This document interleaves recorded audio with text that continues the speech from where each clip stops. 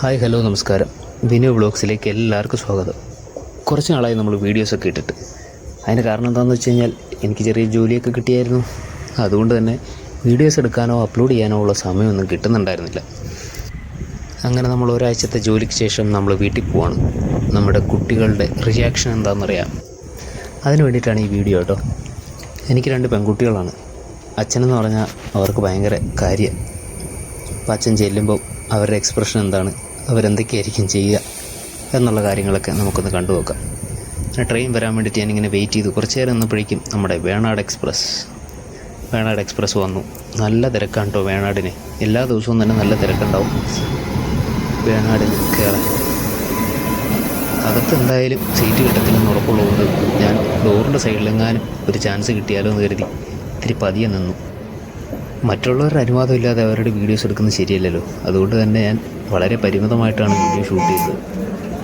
അങ്ങനെ ക്യൂ നിൽക്കുന്ന ആൾക്കാരുടെ എണ്ണമാണ് ഈ കാണുന്നത് കേട്ടോ. കുറച്ച് പേരൊക്കെ ഇറങ്ങാനുണ്ട്. ഇറങ്ങിയാലും കയറാനുള്ള ആൾക്കാരാണ് കൂടുതൽ. സ്ത്രീകളും കുട്ടികളും പ്രായമുള്ളവരും എല്ലാവരും ഉണ്ട്. ഒരു വിധത്തിലാണ് എല്ലാവരും തള്ളി കയറുന്നത്. അങ്ങനെ ഞാനും അവസാനം ട്രെയിനിൻ്റെ ഡോറിൽ തൂങ്ങി യാത്രയായി.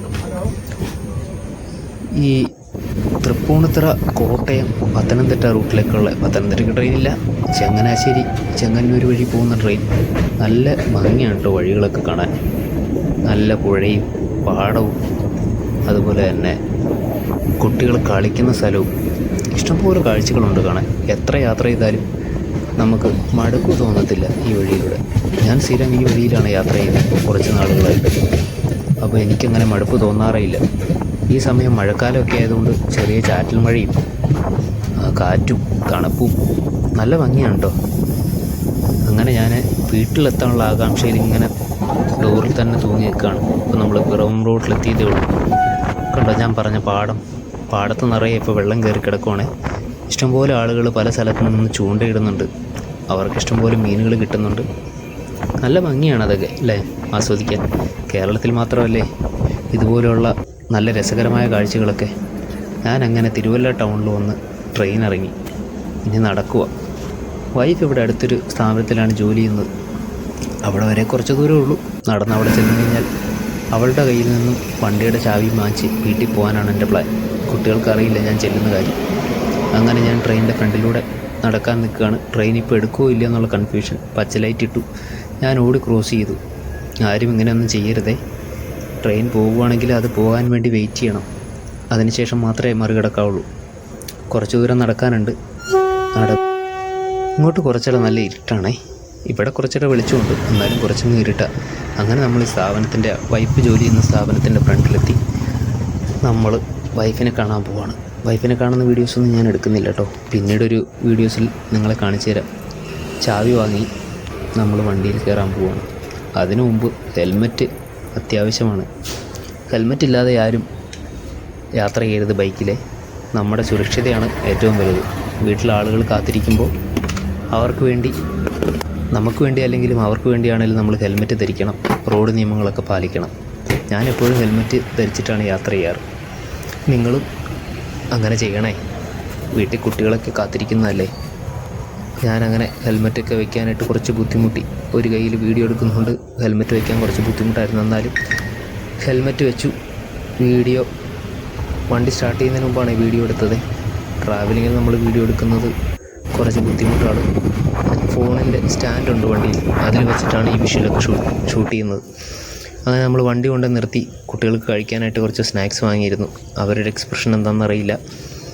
കുറച്ച് ദൂരം നടക്കാനുണ്ട്. കുറച്ചേ ഉള്ളൂ. ഇരുട്ട് ആയി തുടങ്ങി. നേരത്തെ ഇറങ്ങിയതാണെങ്കിലും ഇരുട്ടായി നമ്മൾ വീട്ടിലെത്തുമ്പോൾ. അങ്ങനെ വീടിൻ്റെ ഗേറ്റിൻ്റെ അവിടെ എത്തി. ഗേറ്റ് തുറന്ന് ഞാൻ അകത്തേക്ക് കയറുകയാണ്. എന്താ അവസ്ഥ എന്ന് എനിക്കറിയില്ല. കുട്ടികൾ എന്നെ കാണുമ്പോൾ ഓടി വരുമോ, എന്തൊക്കെയാണ് ചെയ്യാമെന്ന് അറിയില്ല. അങ്ങനെ ഞാൻ വീടിൻ്റെ മുറ്റത്തെത്തി. അമ്മേനെ വിളിച്ചു. ഇനിയുള്ള കാഴ്ച നിങ്ങൾ കണ്ടു നോക്കേ.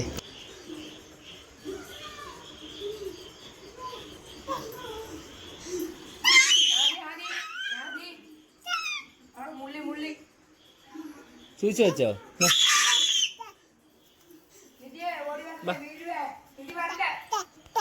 അച്ഛൻ ചൊത്തുമണി എന്നെ എടുക്കുമായിരുന്നു. എന്നെ എടുക്കുമായിരുന്നോടാ. അച്ഛൻ ചൊത്തുമണി എന്നടക്കം വരുന്നു. അച്ഛക്കൂടെ ഉമ്മാന്ന് ചക്കട പെണ്ണാണോ? അച്ഛൻ ചക്കട പെണ്ണാണോ? ചക്കട പെണ്ണാണോ? വഴക്കായിരുന്നോ അവിടെ? വഴക്കായിരുന്നോ? ചൂടാണോ? ചൂടാണോ? ആദി ചൂടാണോ? ചൂടാണോ? ചൂടുണ്ടോ?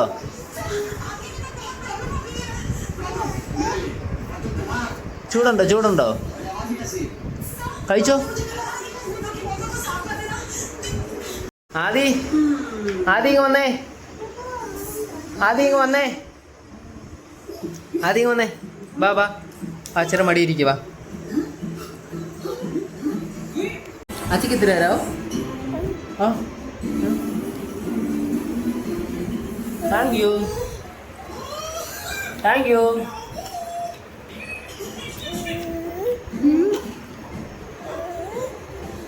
Thank you. മോൻ കഴിച്ചോ?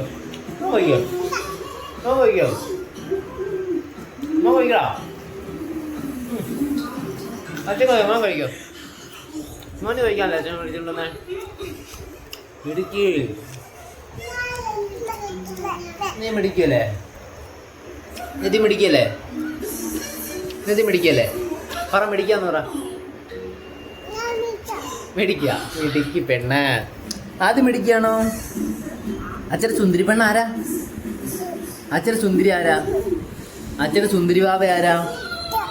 ആരാ അച്ഛൻ്റെ സുന്ദരി ആരാ? ഇതാണോ അച്ഛൻ്റെ സുന്ദരി? Bye bye. നമുക്ക് അടുത്ത വീഡിയോയിൽ കാണാം. ബൈ. ടാറ്റ കൊടുക്ക്. ടാറ്റ. ബൈ. നിധി ടാറ്റ കൊടുത്തേ. ബൈ കൊടുക്ക്. Bye bye. നമുക്ക് അടുത്ത വീഡിയോയിൽ കാണാം. Bye bye. ടാറ്റ കൊടുക്ക്.